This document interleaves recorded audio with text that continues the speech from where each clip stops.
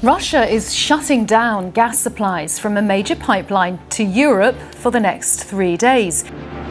Germany's economy ministry reacted, saying that this is just another sign of how unreliable Russia is as a partner. With winters just around the corner, Russia has closed a crucial gas pipeline for Europe.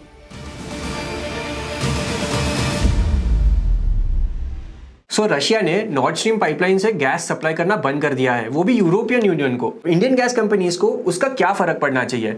Natural gas के prices तो बढ़ रहे हैं ना, तो gas companies को तो benefit होना चाहिए। रादर उनको मार्जिन पे प्रेशर्स आ रहे हैं। तो ऐसा क्या हुआ कि जब कमोडिटी का प्राइस बढ़ रहा है, दिस गैस कंपनीज के स्टॉक प्राइसेस जो है वो गिर रहे हैं, मार्जिन्स भी गिर रहे हैं। तो आज हम ये समझेंगे कि गैस कंपनीज ये इश्यूज क्यों फेस कर रहे हैं and what is Russia has to do with everything, and European Union के डिमांड से ग्लोबल इंपैक्ट क्यों पड़ रहा है, तो वो हम समझेंगे आज इस वीडियो में।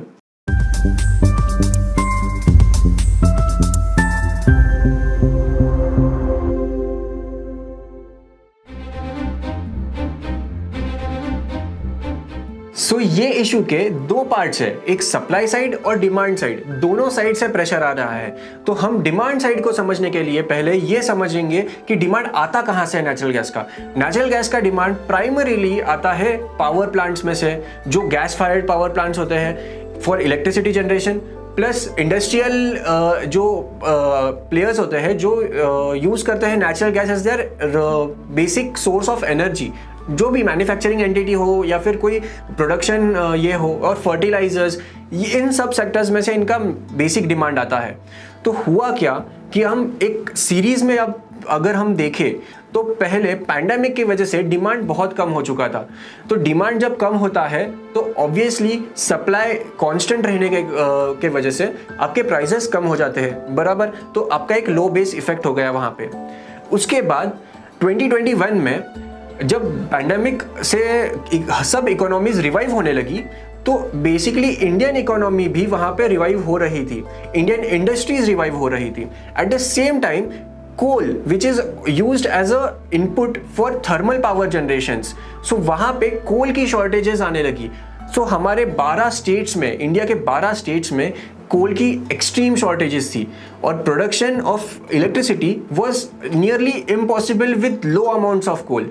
तो जाहिर सी बात है कि जब कोल से इलेक्ट्रिसिटी जनरेशन नहीं हो रहा है, जो मेजॉरिटी प्लांट्स हमारे हैं वो कोल बेस्ड प्लांट्स है, थर्मल प्लांट्स है, तो वहाँ पे गैस फायर्ड थर्मल प्लांट्स पे पूरा प्रेशर आने लगा कि आप जनरेशन करो, आप यूटिलाइजेशन बढ़ाओ।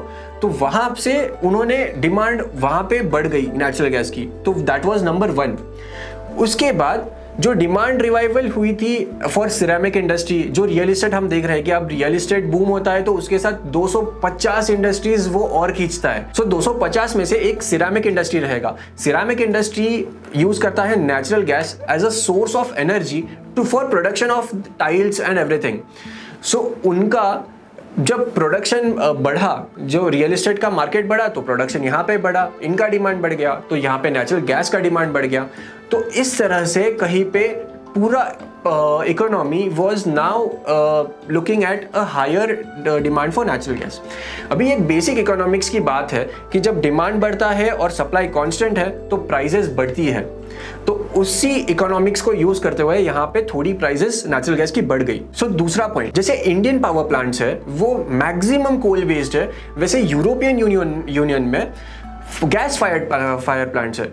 उनका रीजन ऐसा है कि ग्रीन इनिशिएटिव, क्लीन इनिशिएटिव के वजह से those economies were totally dependent on gas fired plants and they had shut maximum of their thermal plants, thermal यानी coal based power plants। ऐसा क्या हो गया कि यूरोपियन यूनियन में से डिमांड नेचुरल गैस की एकदम से स्पाइक हो गई और prices of natural gas were aligned with this increasing demand of European Union.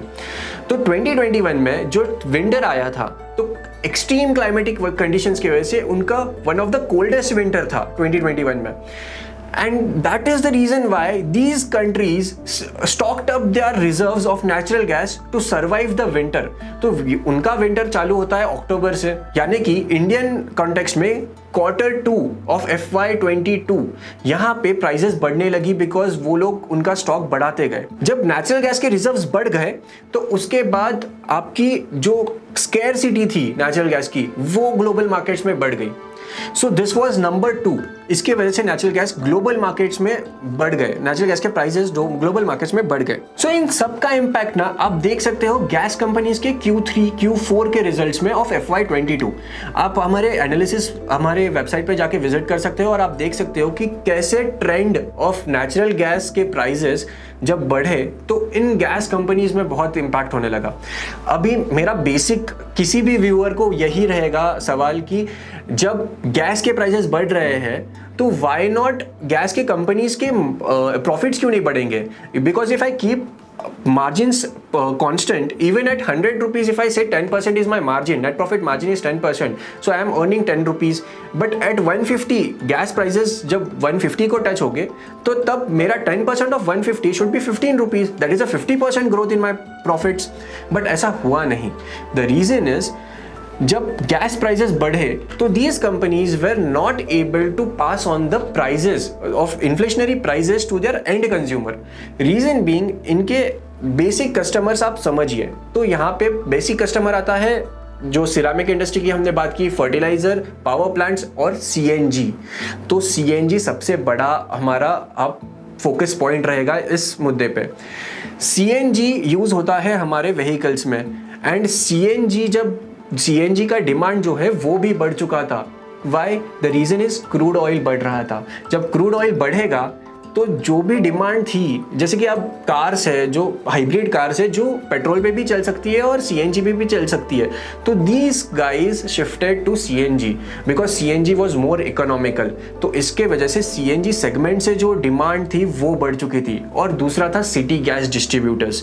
तो ये जो दो सेगमेंट है those created a lot of demand. And city gas distributors यानी क्या? सो जिसके घर में पाइप से गैस आता है तो वहाँ पे आप घर में लॉकडाउन होने के कारण कहीं पे उसकी डिमांड बढ़ गई थी, जो यूसेज था वो बढ़ गया था. और LPG सिलेंडर्स के भी प्राइसेस बढ़ेंगे अगर क्रूड प्राइसेस बढ़ते हैं तो, because LPG is liquid petroleum gas, whereas जो पाइप से गैस घर पे आता है that is PNG, that is pipe natural gas. So ये जो डिफरेंस है ये दोनों में, तो जब क्रूड ऑयल के प्राइसेस बढ़ेंगे तो यहाँ पे इसका लोग दे विल प्रेफर दैट हम PNG यूज करें एंड दैट इज वाई उनका भी डिमांड बढ़ चुका था. सो ये हो गया पॉइंट नंबर 3 की डिमांड इंडियन मार्केट्स में प्लस यूरोपियन मार्केट्स में इस कारण बढ़ गए थे. सो अभी हम आते हैं सबसे बड़े पॉइंट पे जो है point number 4, Russia Ukraine war. तो ऐसा क्या हो गया कि रशिया यूक्रेन ने वॉर कर दिया, वहां पे उनका वॉर चल रहा है, ग्लोबली गैस के प्राइसेस बढ़ गए. सो होता ऐसा है कि जब हम फास्ट फॉरवर्ड करते हैं इन February 2022, ये जो सिनेरियो हो गया था कि जहाँ पे नेचुरल गैस के प्राइसेस थोड़े कम हो रहे थे बिकॉज सप्लाई बढ़ चुका था, अभी लॉजिस्टिकली प्रॉब्लम्स भी नहीं थे, डिमांड भी थोड़ा कम हो चुका था. तो वहाँ पे हुआ क्या ऐसा कि जो आप समझ सकते हो कि सप्लाई एकदम से ही बंद हो गया और डिमांड वैसा का वैसा रहा और प्लस प्राइसेस बढ़ गई. तो Russia is the major producer of natural gas. Even India considers Russia as a very important strategic partner for supplying gas to our gas companies, right. और सिमिलरली जो यूरोपियन यूनियन के countries थे जैसे कि Germany है या France है, तो ये कंट्रीज जो थे वो डिपेंडेंट थे पूरी तरीके से मैक्सिमम रशिया के गैस के ऊपर. तो यहाँ पे हम एक चीज़ समझेंगे कि रशिया यूरोपियन यूनियन को गैस सप्लाई कैसे करता है. तो वहाँ पे 2 पाइपलाइंस उन्होंने सेटअप किए हैं, एक Nord stream 1 and Nord stream 2. 2 जो पाइपलाइंस है वहाँ से रशिया उनका गैस सप्लाई करता है जर्मनी को एंड पर्टिकुलर पोर्ट्स है कहीं पे यूरोपियन कंट्रीज़ में, और वहाँ से वो आगे डिस्ट्रीब्यूट होता है बाकी कंट्रीज़ के लिए. बट रशिया ने सैंक्शंस के कारण ये सप्लाई कहीं पे कम कर दिया पहले। तो सैंक्शंस की वजह से रशिया ने क्या किया, पूरे यूरोप ने मेरे पे सैंक्शंस डाल दिए हैं, तो एक काम करते हैं कि आज के बाद मैं डॉलर्स के नहीं रूबल्स में ट्रेड करूंगा। रूबल्स में ट्रेड करूंगा यानी मैं आपको गैस जो भी है या जो भी कमोडिटी आप मेरे पास से लोगे मैं आपको रूबल्स में दे दूंगा और आपको रूबल्स खरीदने पड़ेंगे। तो यहाँ पे पहला इन्फ्लेक्शन पॉइंट ये हो गया कि Russia had the upper hand in this because European countries way totally dependent on Russian gas. तो अगर रशियन गैस नहीं मिलता है तो फिर इलेक्ट्रिसिटी जनरेशन नहीं होगा, तो लोड शेडिंग होगा। यानी ये इंडियन कॉन्टेक्स्ट में बोल रहा हूँ मैं, लोड शेडिंग होगा। तो those countries might not even be knowing कि लोड शेडिंग ऐसी चीज होती है। तो we have to understand this. यहाँ पे आज के दिन रशिया ने ये नॉर्थ स्ट्रीम पाइपलाइंस बंद कर दिए हैं, तो टोटली गैस का सप्लाई बंद है। तो अभी कंट्रीज का डिमांड तो है क्योंकि अक्टूबर इज कमिंग राइट, तो अक्टूबर में आपके गैस रिजर्व आपको फुल रखने पड़ेंगे। तो look at the impact now, Russia ने गैस का पाइपलाइन बंद कर दिया। अब कंट्रीज के पास सिर्फ एक ही ऑप्शन है कि स्पॉट मार्केट से आप गैस खरीदो। स्पॉट मार्केट में आज के दिन में प्राइसेस चल रहे हैं $45 to $50 पर MMBTU। सो इंडियन कंपनीज के पास जो लॉन्ग टर्म कॉन्ट्रैक्ट्स है वो एज लो एज 12 MMBTU के उन्होंने कॉन्ट्रैक्ट एंटर किए हैं एंड स्पॉट मार्केट में $45 का रेट चल रहा है। तो you can see the difference. और at the same time Russia ने अगर आपको डिनाई कर दिया कि मैं लॉन्ग टर्म कॉन्ट्रैक्ट के अंडर आपको देता ही नहीं हूँ, आपको चाहिए तो आप स्पॉट मार्केट में से उठा लो, तो $45 पे मुझे उठाना पड़ेगा वो गैस। सो ये चीज़ हो गई कि आज स्पॉट मार्केट और बढ़ गया। तो कैसे बढ़ गया कि डिमांड जो लॉन्ग टर्म कॉन्ट्रैक्ट्स थी वो पूरी शिफ्ट हो गई स्पॉट मार्केट्स पे। स्पॉट मार्केट्स का प्राइसेस बढ़ गए। स्पॉट मार्केट पे प्राइसेस बढ़ जाने की वजह से रशिया पूरे यूरोपियन यूनियन में जो इलेक्ट्रिसिटी जनरेशन की कॉस्ट है वो एकदम स्पाइक कर दी है। अब समझते हैं Indian impact. What is the impact on Indian companies? ये सब हो गया ग्लोबल, तो why is this necessary for us? हम ये सब क्यों देख रहे हैं कि उनको क्या इम्पैक्ट पड़ रहा है? सो इंडिया को ये क्यों इंपॉर्टेंट है? बिकॉज लास्ट फ्यू मंथ्स में गैसप्रोम जो इंडिया के कंपनी को, सबसे बड़े कंपनी को जो गैस प्रोक्योर करती है रशिया से, दैट इज गेल, उनके कुछ कार्गोज पे डिफॉल्ट कर दिया। यानी मैंने कॉन्ट्रैक्ट में एंटर किया था कि आप मुझे कार्गोज दोगे, मैं आपको पैसा दूंगा उसके अगेंस्ट, वो कार्गोज उन्होंने दिए ही नहीं। तो ऑब्वियस सी बात है कि गेल को भी to satisfy its domestic demand आपको स्पॉट मार्केट में जाना पड़ेगा। स्पॉट मार्केट में रेट क्या चल रहा है? $45 to $50 पर MMBTU, और आपके लॉन्ग टर्म कॉन्ट्रैक्ट्स कितने पे थे? 12 MMBTU। तो ऐसा तो नहीं हो सकता है कि मैंने आज $45 से प्रोक्योर कर दिया और मैंने मार्केट में जाके प्लस मेरा मार्जिन लगा के मैंने बेच दिए। आइडियली ये होना चाहिए when the prices are from 12 it goes to say $16 पर MMBTU। तो ये हो जाता है शॉर्ट टर्म में। आप जैसे पेट्रोल के प्राइसेस बढ़ते हैं या कम होते हैं डेली बेसिस पे, वैसे ही गैस के प्राइसेस भी फ्लक्चुएट होते हैं, but not at this level कि वो 4 times हो जाए। तो to understand that we will now look at the impact which it has caused to the Indian gas companies। So number 1, CNG के प्राइसेस बढ़ गए। तो CNG और पेट्रोल के अगर प्राइसेस सेम हो तो जाहिर सी बात है, या फिर बेनिफिशियल ना हो, CNG और पेट्रोल के प्राइसेस सेम ना हो बट ऑलमोस्ट एक सिमिलर लेवल पे आ जाते हैं, तो जाहिर सी बात है जो कंज्यूमर है he will see that CNG की लाइन है वो 10 से 20 मिनट लगेगा मुझे वो लाइन में भरने में, वेराज पेट्रोल की लाइन है जहाँ पे मैं 2 मिनट में पेट्रोल भर के चला जाऊँगा। So you have to understand कि वो कंजम्पशन, वो टाइम, उसके खुद के टाइम को वैल्यू करेगा और फिर वो कंजम्पशन पेट्रोल का कर देगा वहाँ पे। ये पहली चीज़ हो गई। सो CNG की डिमांड जो है वो प्राइस सेंसिटिव रहती है। सो सिमिलरली तो ये पहली चीज़ हो गई। दूसरी चीज़, जो मोरबी बेल्ट है, मोरबी बेल्ट जो सिरामिक इंडस्ट्री का 70% प्रोडक्शन करता है from the state of Gujarat, तो उन्होंने पूरे 1 मंथ के लिए प्रोडक्शन ही बंद कर दिया बिकॉज नेचुरल गैस के प्राइसेस इतने बढ़ गए। तो आप समझ रहे हो कि नेचुरल गैस के प्राइसेस जब इतने बढ़ चुके हैं, they are looking at unfeasible business, जहाँ पे मैं प्रोडक्शन करूँगा तो मैं घाटे में जाऊँगा, इसीलिए उन्होंने प्रोडक्शन ही बंद कर दिया। तो दैट इज़ नंबर 2, ये इम्पैक्ट नंबर 2। तीसरी चीज़, जो आज दिल्ली गवर्नमेंट है या फिर महाराष्ट्र गवर्नमेंट है, जो उन्होंने बोल के रखा है कि हमारी जो बस की फ्लीट है, now we are shifting them to electric buses. Slowly and steadily we are going to shift. And even जो कैब एग्रीगेटर्स है या फिर जो डिलीवरी फूड ई कॉमर्स के फूड डिलीवरी पार्टनर्स है या फिर ई कॉमर्स के पार्टनर्स है, डिलीवरी पार्टनर्स है, उनको भी कहीं पर दिल्ली गवर्नमेंट ने बता दिया है कि आपको भी आपके फ्लीट को इलेक्ट्रिक व्हीकल्स में कन्वर्ट करना पड़ेगा up to certain percentage and the time limit is already given. तो यहाँ पे हो क्या रहा है कि जो इंद्रप्रस्थ गैस लिमिटेड और महानगर गैस लिमिटेड, ये जो दो कंपनीज है जो महाराष्ट्र और दिल्ली में ऑपरेट करती है, तो इन दोनों कंपनीज में बहुत ट्रेमेंडस डिमांड में गैप दिखेगा इसके बाद, क्योंकि ये लोग डिपेंडेंट है, एक रीजनल कंपनीज है ये लोग, तो ये लोग डिपेंडेंट है सीएनजी सेल्स पे। जब सीएनजी सेल्स ही नहीं होगा तो कहाँ से आप पैसा कमाओगे और कैसे प्रॉफिट बनाओगे, राइट? सो ये दो कंपनीज इसकी वजह से अफेक्ट हो गई है। और गुजरात गैस जो मोरबी बेल्ट में ऑपरेट करती है और जिसका 50% जो गैस सप्लाई है वो मोरबी बेल्ट को देने से आता है। सो जो गैस सप्लाई वो इंडस्ट्रियल सेगमेंट को कर रहा है, उसमें से 50% is just from Morbi belt. तो अगर उन्होंने प्रोडक्शन ही बंद कर दिया तो आप समझ सकते हो कि 50% वो देगा ही नहीं, किसको देगा, वो आगे दे ही नहीं सकता है।